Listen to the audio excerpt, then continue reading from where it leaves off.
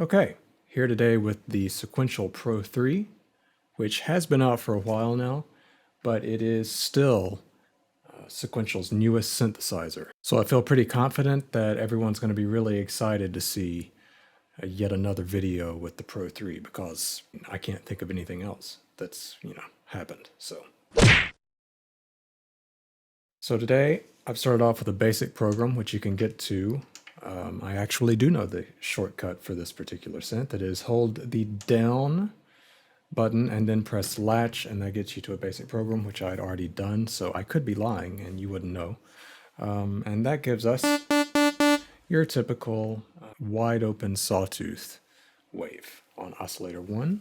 First thing I'm going to do is bring that down to about 12 o'clock, because the mixer of the Pro 3, I learned after making a few patches and having some trouble with gain staging, these actually overdrive beyond 12 o'clock. So it's almost, if I understand this correctly, it's been a while since I've read the manual, but if I understand correctly, anything past 12 o'clock is actually overdriving the signal into the filter, which can be kind of cool. You get kind of the Minimoog really hot signal going in. But if you're going to be using a lot of oscillators and stacking them, you might not want to have that super hot signal. It could lead to some gain staging issues later on. Now that we've got our level set, I want to make this a paraphonic patch. So I'm going to press the paraphonic button. And if you have the new firmware on the Pro 3, there are two paraphonic modes. There is the standard. Let me bring up the level on the other oscillators.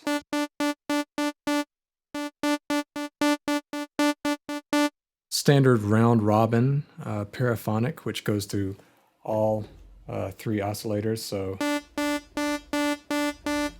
you can obviously create some interesting things with the arpeggiator, for instance, using different waveforms and different octaves, pitches, and get some interesting paraphonic things going.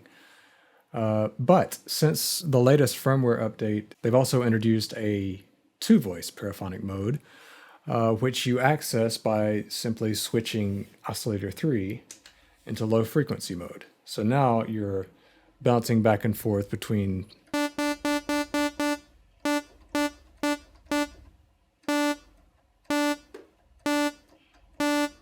right? And the third oscillator just becomes a modulation source for you. So it's like having a fourth LFO in this case. So we can really turn that down. We don't need that at all. And I think I want to do something with a pulse wave on both.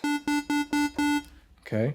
What I like about pulse waves is you can do some interesting things with the pulse width modulation, which you may have heard about before in other internet synthesizer type videos, not naming anyone specifically. So let's get these pulse waves moving around a little bit.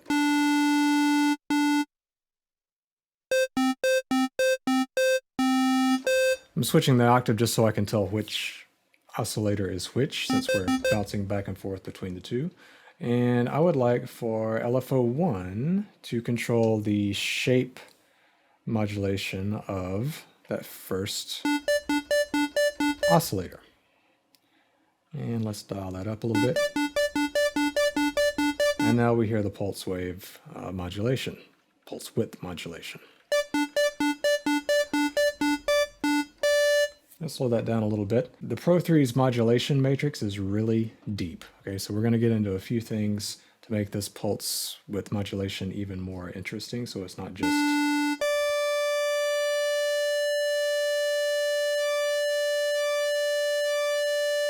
okay, that's cool, but let's do something else. I'm going to go into the mod matrix now, and I think what I want to have is have LFO2 affect the frequency of LFO1.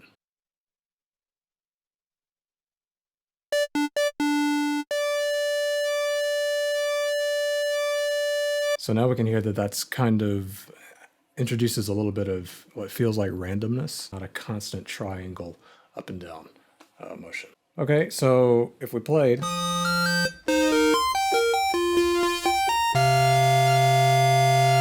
okay, so that's something.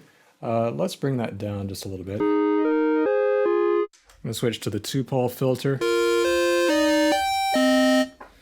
I'm going to increase the release just a little bit.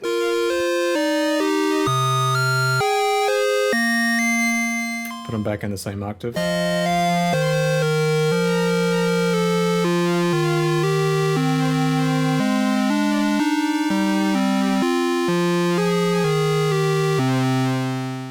I think I'm going to have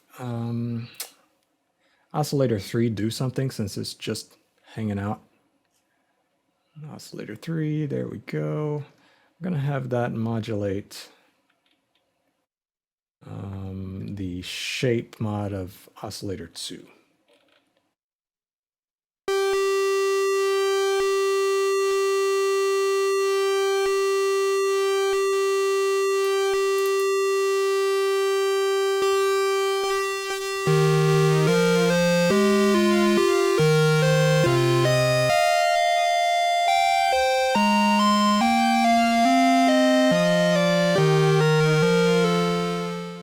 I love modulating things with noise, and you can easily do that in the modulation matrix here.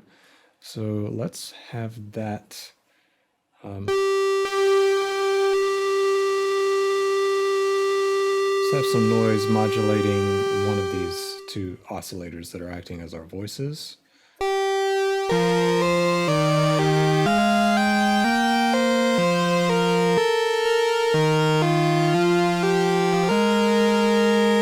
Increase the attack. I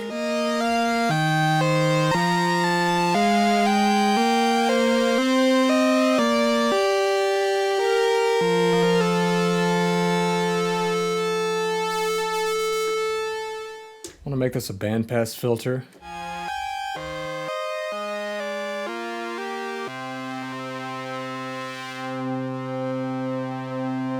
And what I think I'd like to do is have the third LFO set it to sample and hold, so it's providing a kind of random voltage, and assign that to the filter cutoff.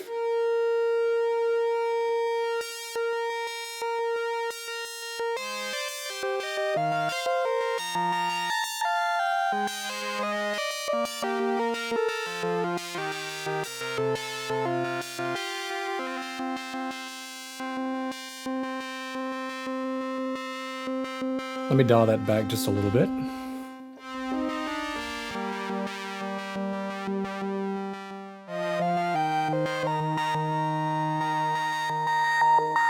Obviously, if we increase the resonance, that can get kind of crazy.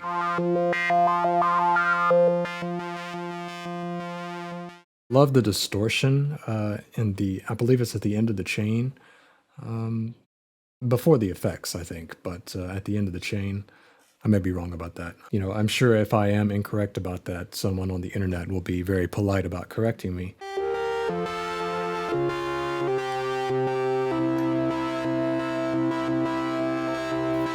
Now, what if we turn this into an arpeggio?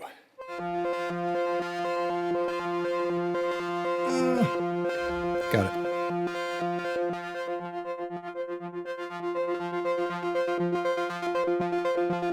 Suddenly we're the Who, right? Shout out Pete Townsend, who follows me on Instagram, but I think it was an accident because he hasn't ever actually liked anything that I posted. Shout out to the Instagram algorithm for not showing people who follow us the things that we post.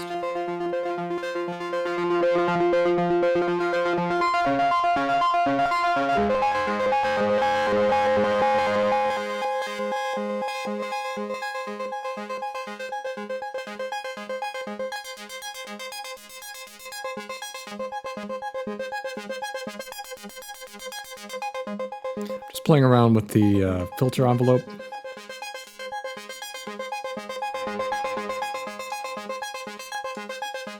Shut up! Stop it! Okay, so you can kind of instantly make any patch kind of lo-fi or almost sound, to me, it almost sounds like Wow and Flutter on a cassette. just by modulating different things with noise. We could dial that up.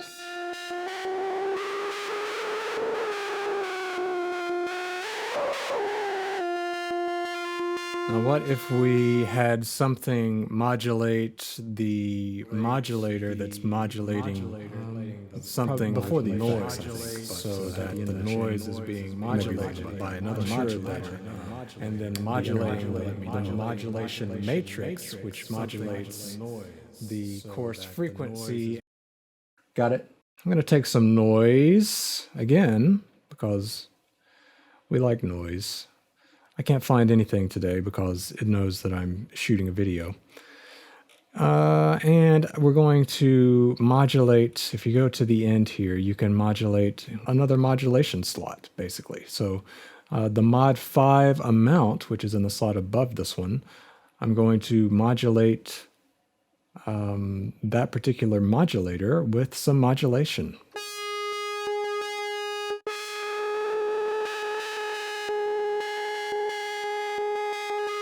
Now, I'm not sure that noise is the best choice here for the source, so I'm going to switch it to something. There we go.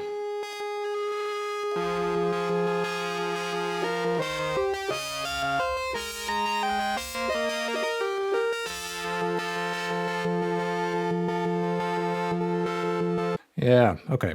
Back to low pass.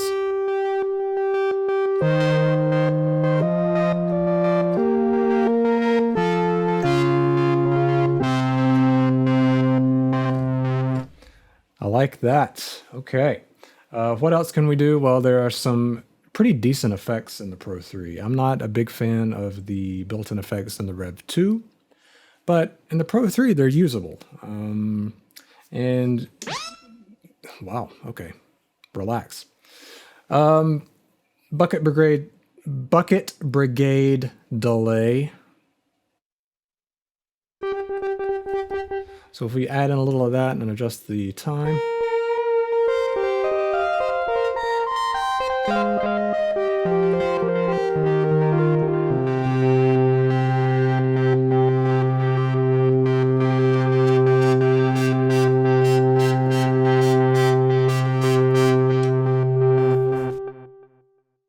I think what I want to do is have the mod wheel do something crazy. Right now it's default set to the LFO1 amount, which, if you remember, LFO1 is just doing shape modulation on oscillator 1 right now. So that's not as crazy as I want it to be. So I think mod wheel is going to become... Oh. I have an idea. Let's have oscillator 3. I'll take that off for now just so I can hear what's happening. Yeah, that's not really doing what I had hoped either. Oh my god. Yeah, I don't think that's what I want. Let's go to oscillator 1 shape.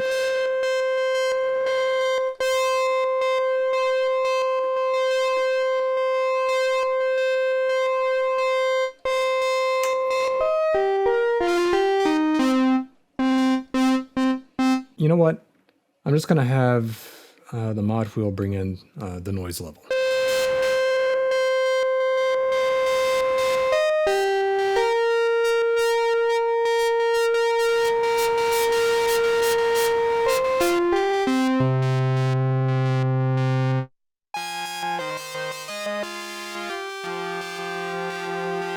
Let's see what it sounds like with a different filter. How about the lighter filter? Ooh.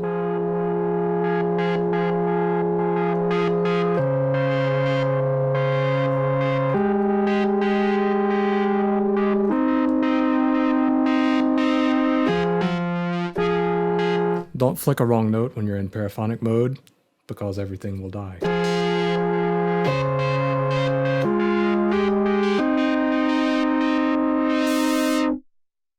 I like that. So we're going to keep the lighter filter here.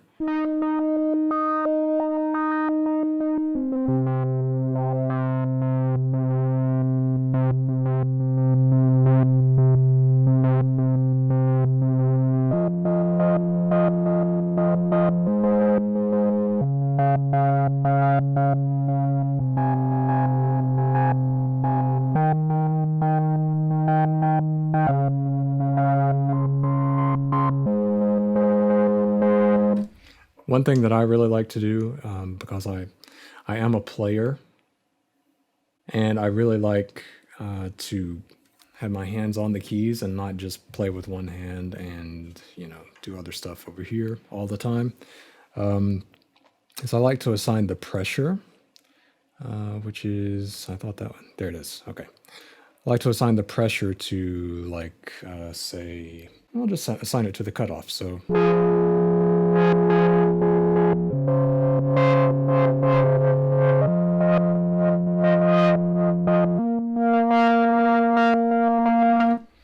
This is automatically assigned by default.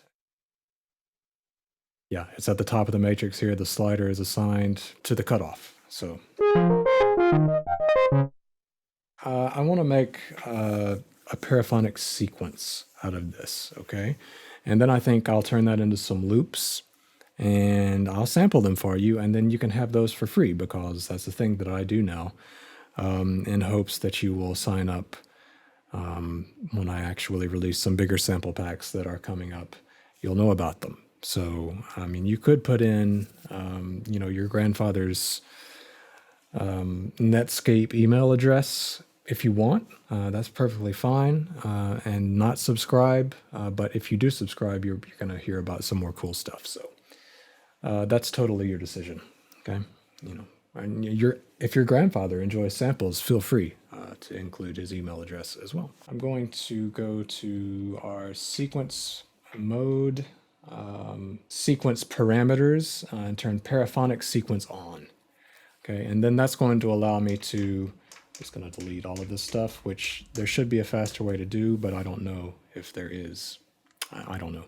It as soon as you do an init patch, it defaults to that weird kind of default pattern, and I wish it was just blank, personally. But Dave didn't ask me, so.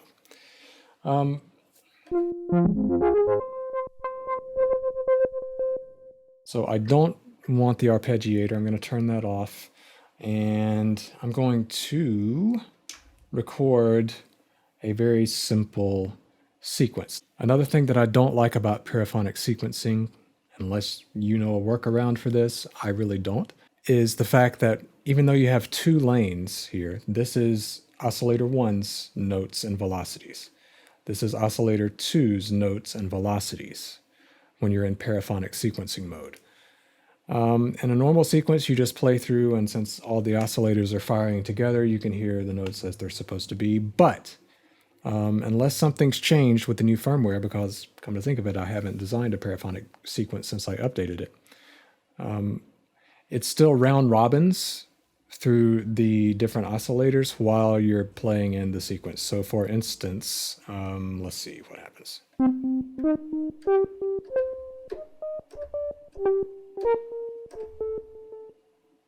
That's going to be a really weird. You know what? I think it's different now. I think it just stayed on the first oscillator, which would be fantastic if that were the case. Now if I go to lane 2, track 2, you can see right here, hopefully. I'm going to stop that for a minute and record.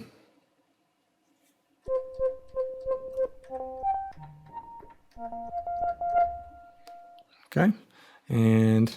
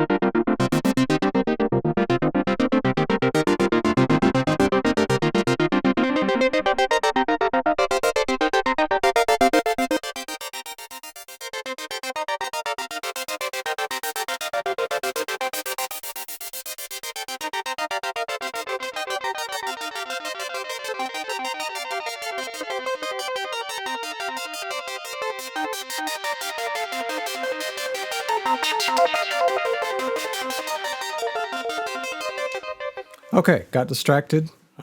This synth is so much fun. It just is so hands-on. And as you can already see, I really just scratched the surface of the modulation matrix here.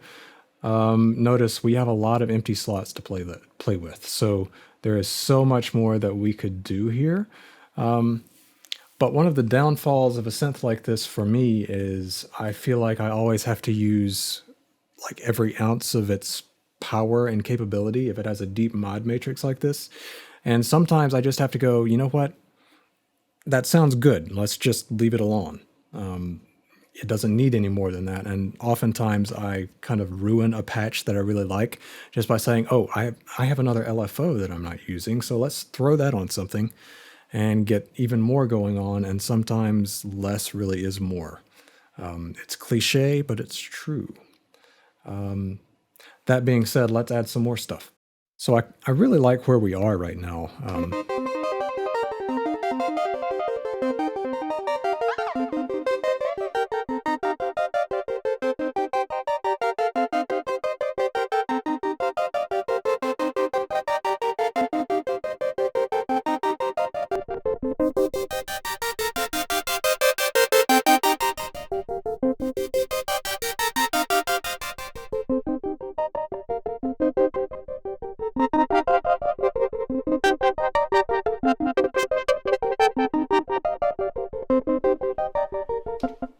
And now another thing that I haven't even touched, and it's one of my favorite things about this synthesizer, is the fact that we have lanes 4 through 16 are all assignable to any parameter almost that we can think of, okay? So let's say like automatically this one is assigned to the cutoff. I've already got a lot of stuff modulating the cutoff, so I'm not gonna do anything with that. I'm gonna move to lane 5 of the sequencer, which is empty right now. And what I'm going to do here is choose a destination, first of all. That would be nice. And I think I want to move this around the stereo field and do some panning. So automatically it's set to the default length, I guess, of the first. I'm pretty sure that, yeah, that's the length of the first sequence that I had. Notice I like doing sequences that are odd lengths, and that often leads to some interesting like collisions within the sequence. Let's go back to lane 5, and I'm gonna have this repeat in 5 steps. Okay, a little boucle action. Not really, but sort of.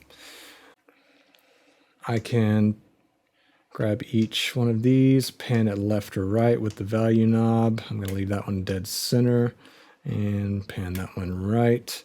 So now, when I press play, you should hear that whipping around the stereo field.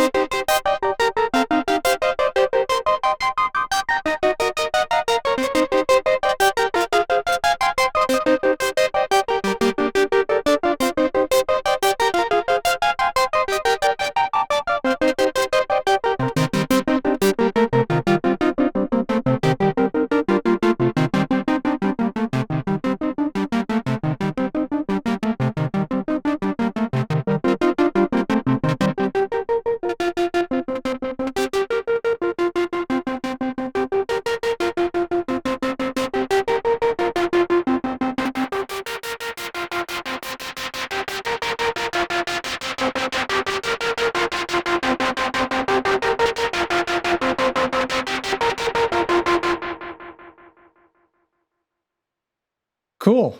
All right, so that is a paraphonic patch using a paraphonic sequence. I'm just going to take some time and sample some loops out of this that I can use for later and that you can use for later if you visit the link in the description. And be sure to sign up if you like the stuff that you see there because there's a lot more of that stuff coming, okay?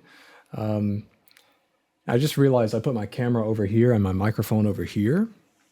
So if I'm talking to the microphone, you're staring directly at the back of my head. And if I'm talking to the camera, you probably can't hear what I'm saying.